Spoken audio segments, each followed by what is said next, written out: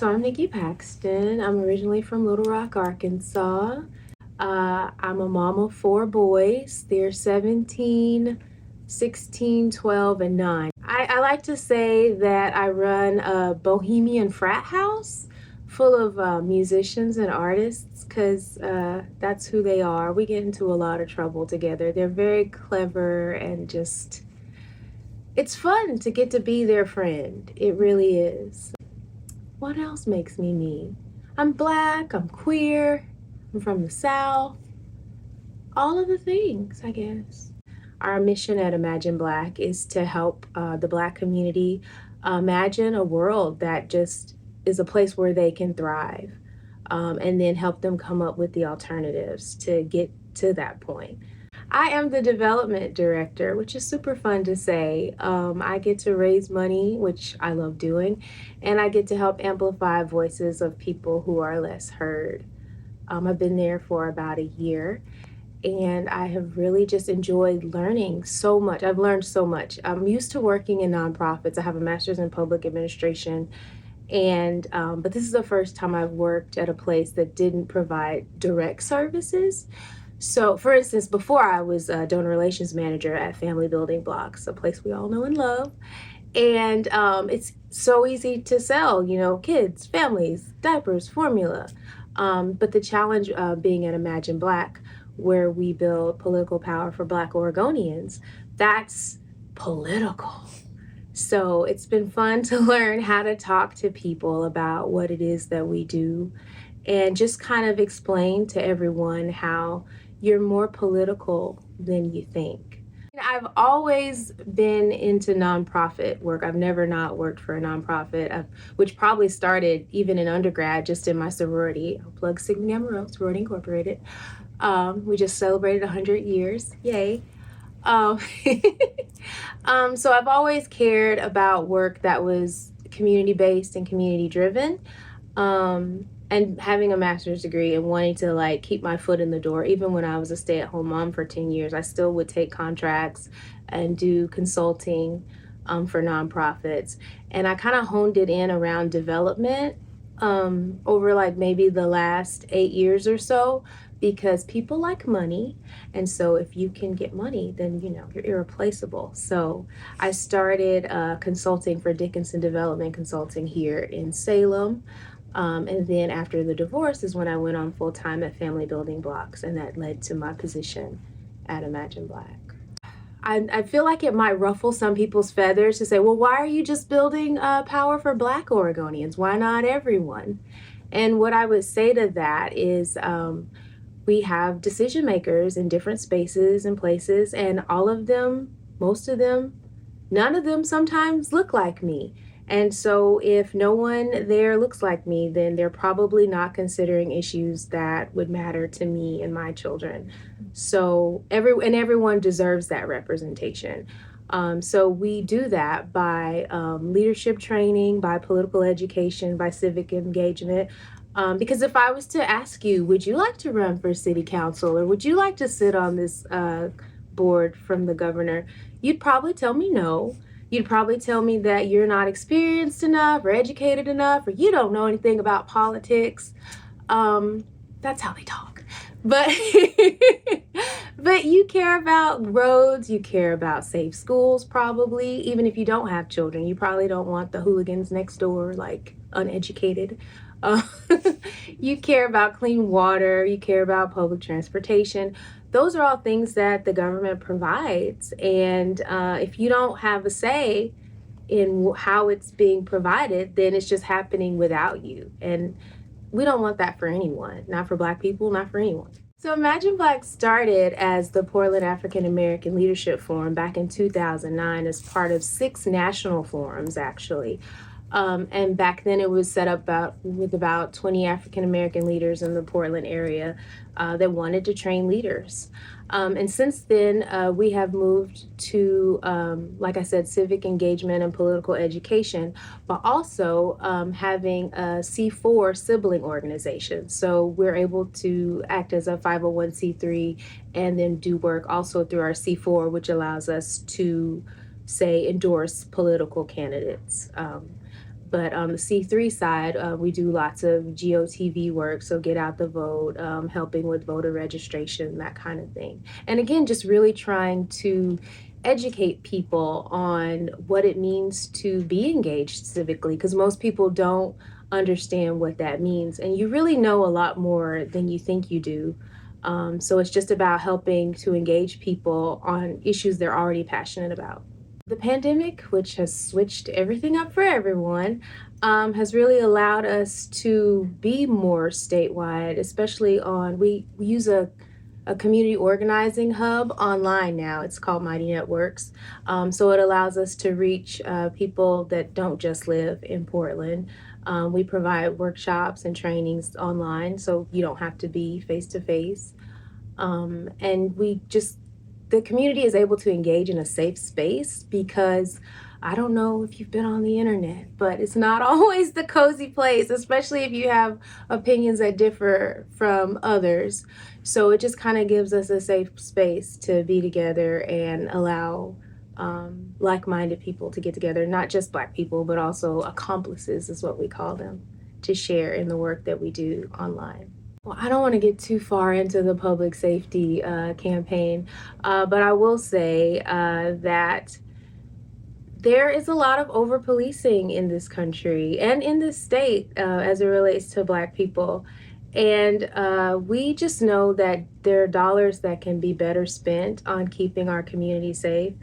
Not everything that happens requires a call to the police. Sometimes someone is having a mental health issue, or if they don't have a place to stay, that's a houselessness issue. That's not a criminal situation. So it's just about, we would like to see those funds be reinvested in the community in ways that can help people. If people are interested in issues in the Black community, I would definitely ask them to check out our website at imagineblack.org and learn more about the campaigns that we focus on. I know that right now, well, even pre-pandemic, we were in a child care crisis in Oregon. So the pandemic just made it even more clear that people can't go to work if there's no one to watch the children. So that is one of the campaigns that is near and dear to us at Imagine Black. And if you visit our campaign story page, you can see stories where families have shared just how they're handling childcare during the pandemic and what it's done for them. We also were on a child care coalition that raised a lot of money through the legislature. Don't get me to quoting the exact numbers and details, but the coalition work that we did led to a grant that I'm now on a committee on to get funding to child care providers. So that's really exciting because the child care providers if they can't afford to pay their staff, then there are no providers to watch our children. So to build equity at work and at home, I guess I would advise people to maybe think outside of their box a little bit, if I could throw that cliche in. How often are we considering other people in the community other than just, the people we know or the people that look like us?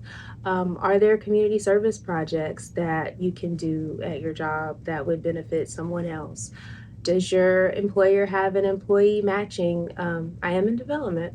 So if you give to an organization, maybe find out if your employer can match those donations so that your dollars can go a little bit further. And then just around home, I would say just getting plugged into I know it sounds corny, but talking to your neighbors. I mean, that really is how you build community, and just knowing the people around you. I mean, I feel like whenever I look out the window, if I see some of the kids' friends, I'm like, what are y'all doing out there? I'm that lady through the blinds, but in a loving, helpful way. I mean, it takes a village. So I remember when the first time a child came home and said to me that they were the only Black child in their class, and just I was like, oh no, you need people. So the next day I was driving down the street and I saw a Black family in the neighborhood, out on their scooters, going down the street. And I just pull over and I just introduce myself because like, this is a need. I have to, my children, they need friends. They need people that look like them on a regular basis. So I just introduced myself. So it really just, I guess, comes out of a selfish need from wanting to to have people to be with, to commune with. As a mom of four boys, I am always excited to learn about opportunities for them to, again, be in community with more Black children. So actually, my child, well, I don't want to get into his campaign or anything. Uh, But it would be exciting if they brought back Black student unions on the high school campuses, and maybe if it could even be a district-wide thing, because sometimes you really only have two or three students like you on your campus. So wouldn't it be nice to know that there are other people and just kind of give them a place to talk and decompress and just, be together. Again, find community. I guess that's the theme. How do I balance it all? I don't. I do some things really well sometimes, and then other times there's a hole in the floor. A pipe burst under the house a couple months ago, and I had to get that fixed. So, no actual holes. Things happen, and you just roll with the punches. And I don't know, life is to be lived. Basically, I've turned into my grandmother Dorothy. When I was a child, and maybe you had a relative like this, every time you're at the grocery store, you just want to go home and they won't stop talking in the checkout line and telling all your business. But now I feel like I'm that. Whenever I meet new people, I'm so interested to hear their story and to know where they come from. And I love connecting the dots. So I might meet someone who makes tiny figurines out of wine corks one week, and then like months later I'll meet someone that's like, I got all these wine corks in my garage, what am I gonna do? I feel like that serendipity kind of happens to me all the time, and I'm like, well, John, I actually know someone who could use those wine corks.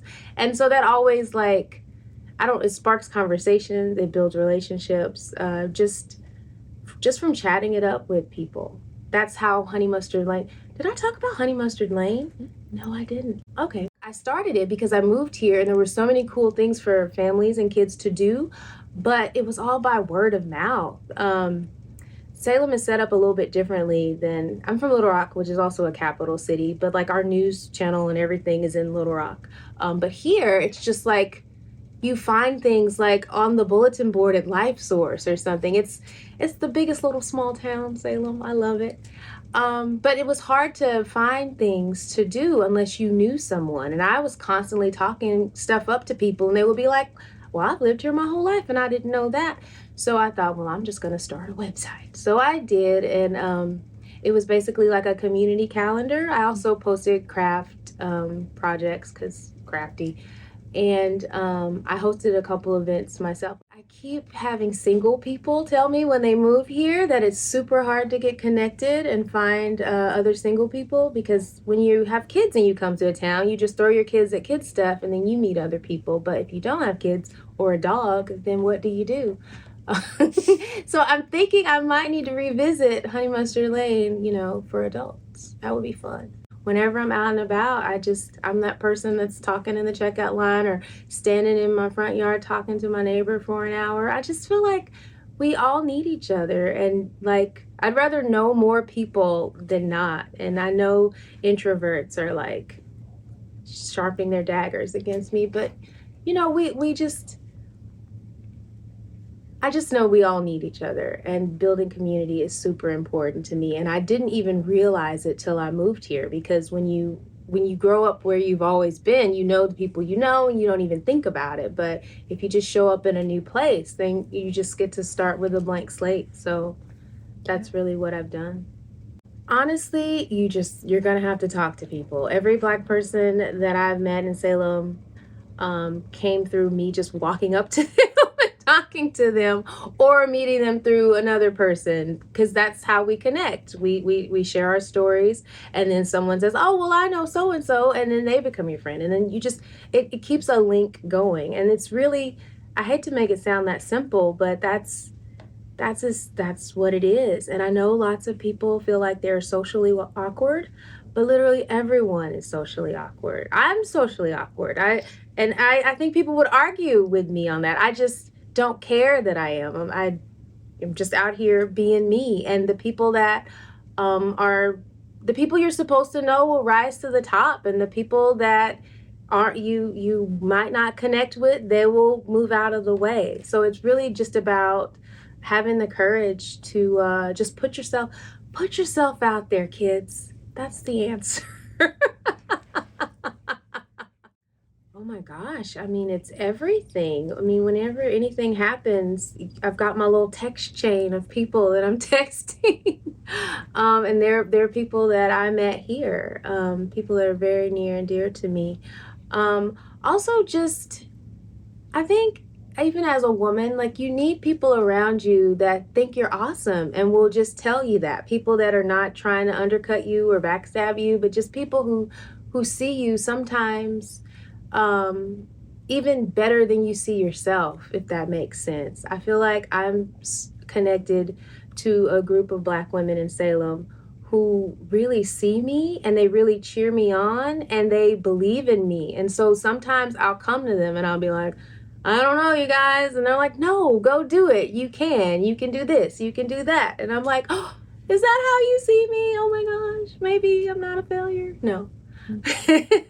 So it's just important for people to have people in their life like that. And I think everyone has the ability to have those people, but I guess it's up to us to listen to them and believe them and to nurture those friendships. I know, again, as a mom, when you're super busy, the first things that go are probably our workout time and our free time. Like we have to get the kids fed and we have to sign the permission slips or all of the thousand things that we have to do. But I want to encourage moms out there to put yourself first, because I know it's corny, but like the mask on the face, you can't put the oxygen mask on the others till you do it for yourself.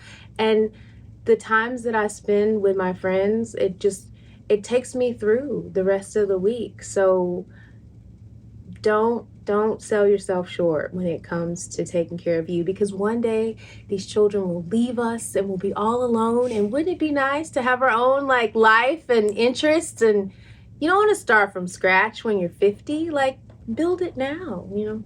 Not that 50's old, I'm 43. Whatever you're passionate about, figure out a way to plug that in. It's not, you don't have to be a politician, you don't have to have a master's degree. If you care about an issue, then it's worth talking about, and that's really all you need to get started from there. Like I said, we provide leadership training at Imagine Black, so I would love for people to go on our website and find out more about how they can become engaged in some of those trainings. Or even if you just want to support our work financially, we have to keep the lights on, so that's another way to get involved. Like I said, we're community, we need people. And we're not alone. We're in this together. And so I guess just the more people that I meet and can inspire to make a difference in their community by taking action in whatever their little corner of the world is. I hope that when people meet me that they realize, oh gosh, she doesn't have it all together or have all the right words to say, but people are letting her talk. Maybe they'll let me talk too. That's honestly how I feel. I mean, we're all passionate about what we're passionate about, and we don't realize that we can make a difference, but we absolutely can.